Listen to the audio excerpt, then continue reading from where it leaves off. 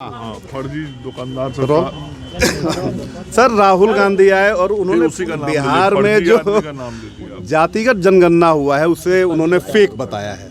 तो अपने फर्जी आदमी जिनका नाम आप ले रहे हैं, फर्जी मैं इसलिए कह रहा हूँ कि सारे चीज़ों की तथ्यात्मक जानकारी उनको नहीं रहती है। एक तो पहले उनको ये जानकारी होना चाहिए कि बिहार में जो जातीय जनगणना हुई वह उस वक्त निर्णय लिया गया जब भारतीय जनता पार्टी सरकार में थी और सभी दलों ने समर्थन किया था। उसमें उनकी भी पार्टी थी और भारतीय जनता पार्टी के साथ नीतीश जी के नेतृत्व में चलने वाली एनडीए की सरकार ने जिस जातीय गणना का निर्णय लेकर इस कार्य को शुरू कराया था, उस कैबिनेट में मैं भी था जिस कैबिनेट में इस काम के लिए राशि की स्वीकृति दी गई थी। तो उस काम को शुरू कराया और बाद के दिनों में फर्जी तरीके से लोग सरकार में आ गया था। तो जिस वक्त ये काम चला उस वक्त उनकी पार्टी भी सरकार में शामिल थी। अब उनको स्वयं मालूम नहीं है कि जो यह काम हुआ तो उनकी पार्टी के सरकार में रहते हुआ, तो यदि वो इसको फर्जी कर रहे हैं इसका मतलब उनका पार्टी भी फर्जी है। सर एक और सवाल है, मैं पूरी बात सुन लीजिए।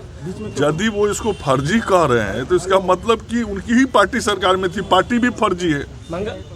मेरा बात सुन लीजिए। दूसरा, जब यह जांच रिपोर्ट आया तो इस जांच रिपोर्ट को सरकार ने सार्वजनिक किया, समाज के सामने रखा और साथ ही सरकार ने यह समाज के सामने बातों को रख के कहा कि यदि किसी को इस पर आपत्ति है तो वो सरकार के सामने अपना आपत्ति दर्ज करे, फिर सरकार उसकी जांच कराएगी। तो आज तक तो किसी ने आपत्ति दर्ज नहीं किया, उनकी पार्टी के लोगों ने भी नहीं किया, उन्होंने भी नहीं किया। तो कुल मिला के फर्जी जानकारियों के आधार पर बयान देने वाला नेता भी फर्जी ही होता है।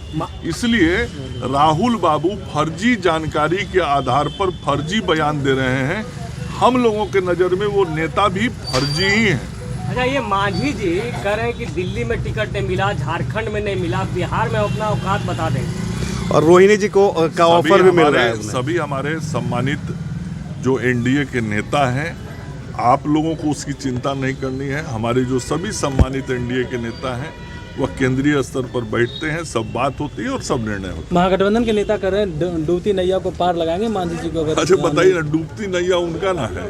अब ये ना 4 गो सीट पर चुनाव लड़े, लाजो नहीं लगता है सब बतियाने में। 4 सीट पर हार गए तो वो अभी अब कोई बेशर्मी का हद पार करके बात करे तो अब क्या कहना है। पारस जी वाला हाल करेंगे कह रहे हैं। मैं कह रहा हूँ कि अब इससे बड़ा बेशर्म कौन होगा। अभी 4 सीट में जनता, बिहार का जनता चुनाव हरा दिया, तब वो इस तरह से बात कर रहे हैं, तो अभी तो बेशर्मी की प्रकाष्ठा है।